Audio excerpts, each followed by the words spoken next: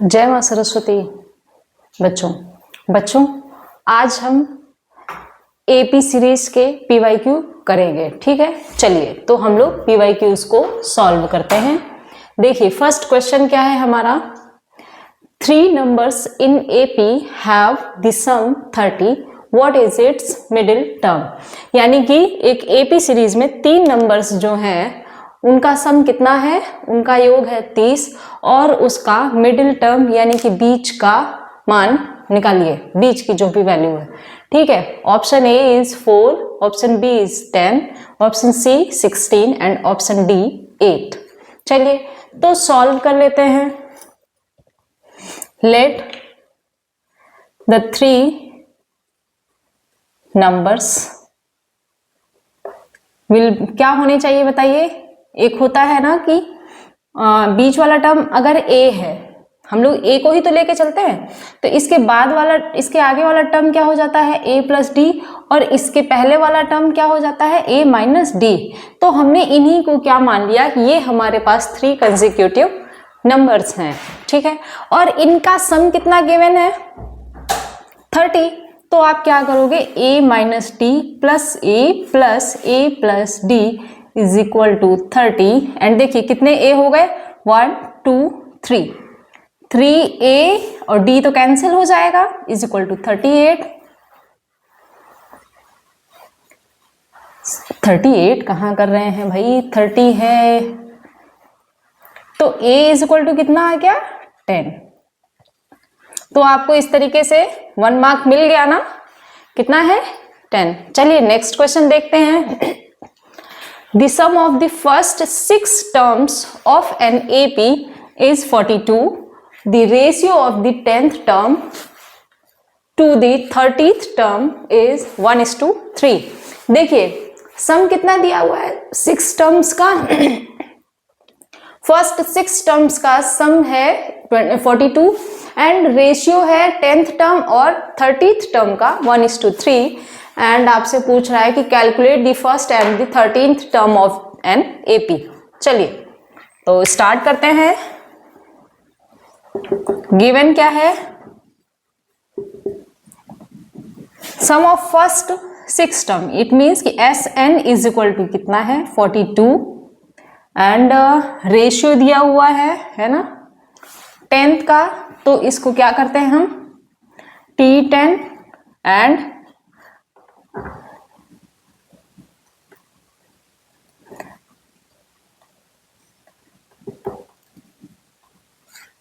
कितना है 30 is equal to कितना है 1:3। और आपसे पूछा क्या है first and 13th term, it means कि आपको a निकालना है और 13th टर्म निकालना है, यानी कि T13। यहां पर इसको a ना करके आप t ही करो। चलिए तो हम लोग सॉल्व करते हैं। देखिए S6 is equal to 42 given है ना आपके पास, तो आप क्या करोगे कि sum of the S N is equal to क्या होता है फॉर्मूला बताइए, n/2 in bracket 2a plus n-1 into D होता है ना। तो देखिए S6 का मुझे निकालना है, तो S6 की क्या वैल्यू हो गई, S6 इज इक्वल टू क्या हो जाएगा 6/2 2a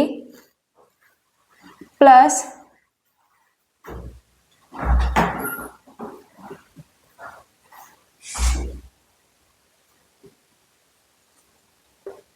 S6 कितना है 42, ये 3 आ गया 2a प्लस 5d।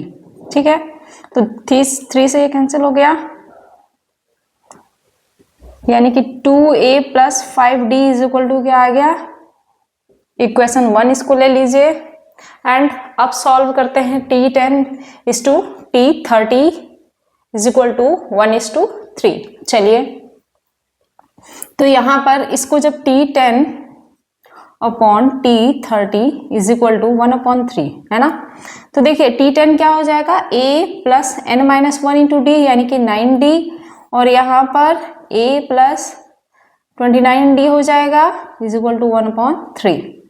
मल्टीप्लाई कर दीजिए तो a plus 29 d is equal to 3a plus 9 3 जा 27D है ना। तो देखिए क्रॉस मल्टीप्लाई कर ही दिया अब हम लोगों ने। अब 3a को इधर लेते जाइए और इसको इधर ले आइए d को, तो 29d minus 27d is equal to 3a minus a। तो 2d is equal to 2a, it means a is equal to d आ गया ना यहाँ पर, है ना। अब देखिए जब a is equal to d आ गया तो यहाँ पर इस इक्वेशन में पुट कर दीजिए, तो किसी एक की वैल्यू आ जाएगी। By putting a is equal to d in equation 1, है ना। तो चलिए 2a plus 5d is equal to 14 है ना। तो क्या हो जाएगा 2a plus 5a is equal to 14। तो इस तरीके से 7a इज इक्वल टू 14, तो a इज इक्वल टू कितना आ गया 2 आ गया ना, और वही हो गया d इज इक्वल टू भी 2, है ना। तो अब बताइए अब हमें निकालना कौन सा टर्म है, 13th टर्म। तो 13th टर्म यानी कि t13 इज इक्वल टू क्या हो जाएगा a प्लस 12d। तो देखिए a कितना है हमारा 2 और 12d 12 इंटू 2 कितना आ गया t13 इज इक्वल टू 26। चलिए बच्चों नेक्स्ट क्वेश्चन पे चलते हैं अब। तो चलिए नेक्स्ट देखते हैं।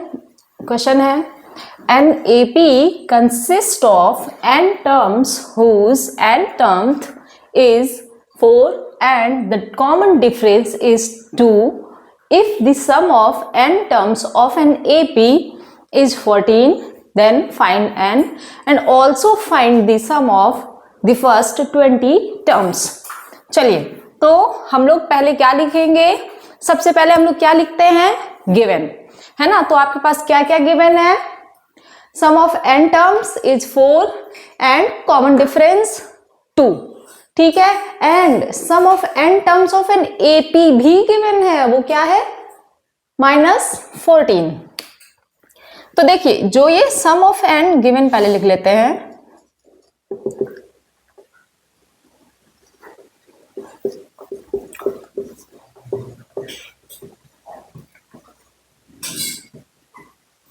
इतनी चीजें गिवन है ना। चलिए अब देखिए ये tn इज इक्वल टू है, तो a plus n minus 1 into D is equal to 4 हो जाएगा। यहां पर देखिए a हमें नहीं पता है एंड n भी हमें नहीं पता है, बट d हमें पता है, is equal to 4। Then a plus 2n minus 2 is equal to 4, then a plus 2n is equal to 6। Equation 1 इसको आप लेट कर लो। चलिए अब देखिए नेक्स्ट आते हैं इस स्टेप पे, Sn इज इक्वल टू पे, ठीक है। तो Sn का फॉर्मूला क्या होता है, n/2 in bracket 2a plus n minus 1 into D is equal to कितना है 14। चलिए तो यहां से देखिए n/2, अब 2a ही रहेगा, d जरूर हमें पता है कितना है 2 इज इक्वल टू -14। तो n/2 2a plus 2n minus 2 is equal to -14। क्या यहाँ पर 2 सब में है ना, तो कॉमन ले सकते हैं ना। तो 2 को आप बाहर निकाल लो, क्या बच गया a plus n minus 1 is equal to -14। अब देखिए ये कैंसिल आउट हो गया ना, है ना। एक काम और आप कर सकते हो कि a इज इक्वल टू यहां से 6 माइनस 2n भी वहां पुट कर सकते हो ना।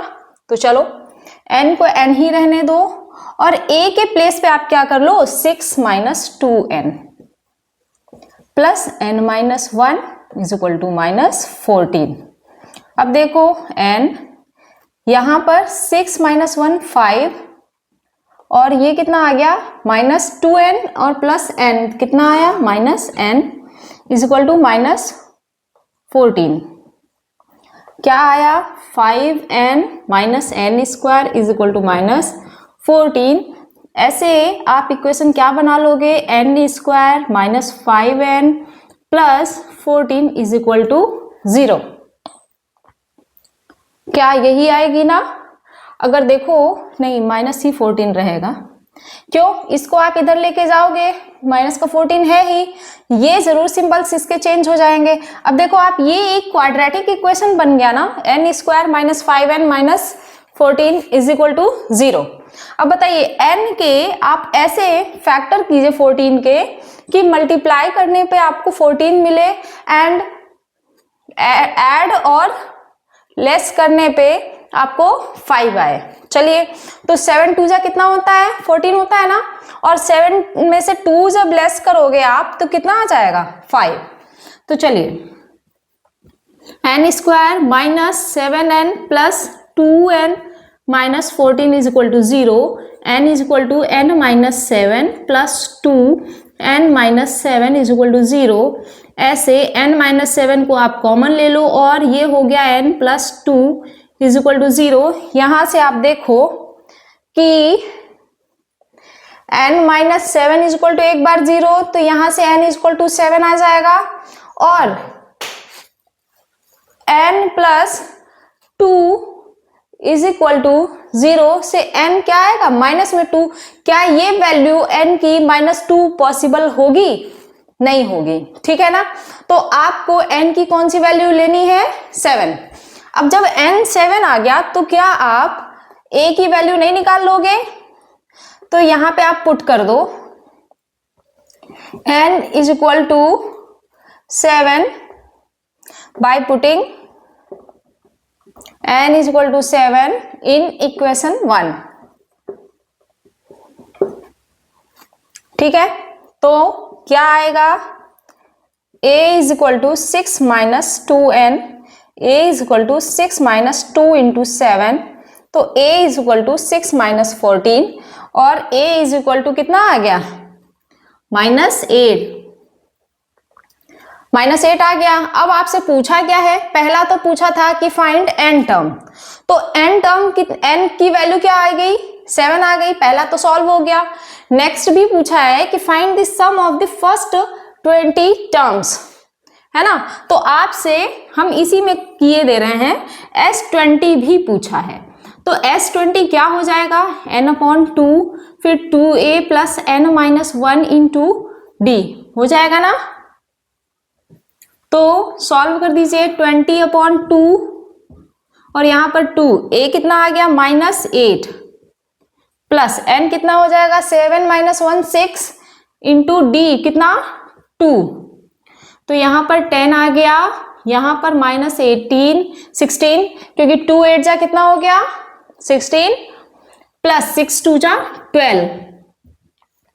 अब बताइए 10 इंटू यहां पर ये माइनस का रहेगा ना 4, कितना आ गया, माइनस का 40 आ गया ना। तो इस तरीके से आपके ये दोनों क्वेश्चन की डिमांड फुलफिल हो गई ना। First n is equal to कितना आ गया 7, and second S20 is equal to कितना आ गया माइनस 40। चलिए अब नेक्स्ट क्वेश्चन पे चलते हैं। देखिए बच्चों, यहां पर हमने क्या कर दिया, n की वैल्यू यहां 6 पुट कर दी है, ये रॉन्ग हो गया है। n हमारा यहां पर कितना है 20 है ना, तो यहां पर ये 19 होगा। क्यों? क्योंकि 20 माइनस 1 हो जाएगा तो कितना आएगा 19 इंटू 2, तो 19 2 जा कितना हो गया 38। अब 38 में से ये लेस कर दीजिए तो कितना आ जाएगा, प्लस में आएगा। अब 22 और 22 आ गया, तो 22 से आप 10 में मल्टीप्लाई कर दोगे तो कितना आएगा 220, और इसका S20 कितना आ गया 220। चलिए तो अब नेक्स्ट क्वेश्चन पे चलते हैं। देखते हैं नेक्स्ट क्वेश्चन क्या है, the sum of the third term and the seventh term of an AP is 6 and their product is 8. Find the sum of the first 16 terms of the AP. चलिए तो इसको हम लोग सॉल्व करते हैं। आपके पास गिवन क्या है, sum of the third and 10th term, यानी कि T3 plus T7 is equal to 6, ठीक है। एंड दियर प्रोडक्ट यानी कि T3 into T7 is equal to 8। और पूछा क्या है आपसे, सम S16, ठीक है। तो चलिए सॉल्व किया जाए। T3 के प्लेस पे क्या आ जाएगा, a प्लस एन माइनस 1 यानी कि 3 minus 1 into D plus T7 के प्लेस पे a plus 7 minus 1 into D is equal to 6। समझ आया। नेक्स्ट देखिए, a एंड a कितने हो गए, 2a प्लस यहां पर 3 माइनस 1 इंटू डी यानी कि 2d plus 7 minus 1 into D यानी कि 6d इज इक्वल टू 6। अब देखिए 2a प्लस 6 2 एंड 6 कितना हो गया, 8d इज इक्वल टू 6। अब अगर आप देखो यहां पर 2 कॉमन हो गया ना सब में, तो 2 को कैंसिल आउट कर दो तो क्या आ जाएगा, a plus 4d is equal to 2 into 3 यानी कि a plus 4d is equal to 3 आ गया। चलिए यहां तक तो इतना क्लियर हो गया। अब देखिए इसका हमें क्या दिया हुआ है, मल्टीप्लिकेशन यानी कि इनका प्रोडक्ट भी कितना है, 8। तो चलिए अब प्रोडक्ट वाले पे चलते हैं, तो क्या हो जाएगा, यहीं पे कर देते हैं। तो a plus 2d another bracket a plus 6d is equal to 8। इस बार मैंने डायरेक्ट कर दिया है, ठीक है। अब देखिए मल्टीप्लाई करना पड़ेगा ना, या फिर ऐसा कर लीजिए, यहां से a is equal to 3 minus 4d इसमें पुट कर दीजिए वैल्यू, ठीक है। तो चलिए पुट कर लेते हैं, क्या हो जाएगा, 3 minus 4d plus 2d 3 minus 4d plus 6d is equal to 8। अब ऐसे एक टर्म पे आ जाएगा, देखिए कितना हो गया, 3 माइनस, अब देखिए माइनस 4d और ये प्लस का 2d कितना बच गया, माइनस 2d। यहां देखिए 3 माइनस माइनस होगा कि प्लस होगा, प्लस, क्यों, क्योंकि 4 माइनस में है और 6 प्लस में, जिसकी वैल्यू ज्यादा होती है उसी का सिंबल हम लोग नोट करते हैं, ठीक है। अब देखिए ये a माइनस बी और a प्लस बी कहीं ना कहीं ये फॉर्मूला आ रहा है ना, तो क्या हो जाएगा, a square plus B square minus B square होगा ना, तो क्या हो जाएगा, 3 square minus 2d square is equal to 8। तो 9 minus 4d square is equal to 8। इस 4 को इधर लेते जाओ तो 9 माइनस 8 और इधर क्या हो गया, 4d square. Similarly 1 is equal to 4d square या d स्क्वायर कर दो और यहाँ पर 4 को अपॉन में ले आओ, तो d इज इक्वल टू क्या हो गया, अंडर रूट 1/4। इस तरीके से प्लस माइनस 1/2 क्या आ गई, d की वैल्यू। अब देखिए अब हमें पहले तो a की वैल्यू निकालनी होगी, है ना, तो चलिए पुट करते हैं value by putting d is equal to 1/2 in equation 1। एक बार हम 1/2 लेंगे और दूसरी बार हम माइनस 1/2 लेंगे, ठीक है। क्यों, क्योंकि हमारे पास ये वैल्यू हमारे किस में आई है, d की, दोनों में आई है, ठीक है ना, पॉजिटिव और निगेटिव वैल्यू। तो देखिए a is equal to 3 minus 4 into D कितना हो गया, 1/2। तो इस तरीके से d a की वैल्यू क्या आ गई, यहां पर 1 आ गई। अब देखिए यहीं पर by putting d is equal to minus 1/2 in equation 1 क्या आएगा, तो a is equal to 3 minus 4 into minus 1/2 कर देंगे ना, तो ये माइनस माइनस प्लस हो जाएगा, तो a is equal to 3 plus 2 आएगा ना, तो कितना आ गया, 5।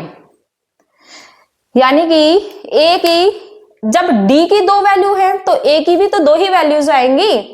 अब हमें क्या निकालना है, 16।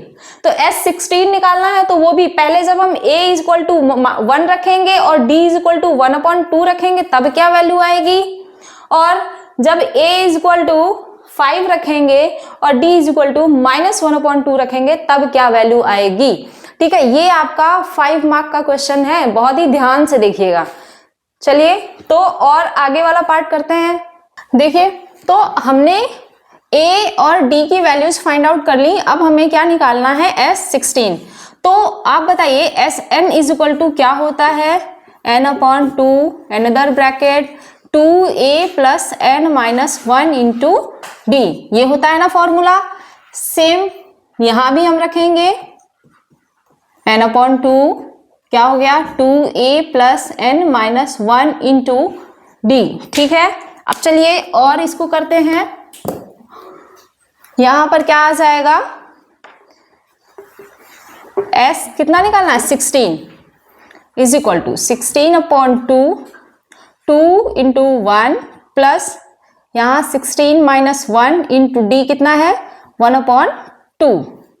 तो देखिए 8 2 1 जा 2 प्लस यहाँ कितना आया 15 इंटू 1/2 8 2 प्लस 15/2 कितना हो गया 7.5 हो गया ना। 8 इंटू 9.5 हो गया, मल्टीप्लाई कर दो, ये आ गया। अब यहां वाले पे देखिए S16 यहां से कितना आएगा, कितना होगा 16/2 2 इंटू 5 प्लस 16 माइनस 1 इंटू -1/2। तो देखिए कितना आ गया 8 2 5 जा 10 प्लस यहां पर देखिए 15 इंटू -1/2 होगा ना 8 10। अब देखिए प्लस माइनस माइनस 7.5। अब बताइए 10 में से 7.5 को लेस कर दोगे आप तो कितना आएगा 2.5 आएगा ना, और यहां पर मल्टीप्लाई कर दो,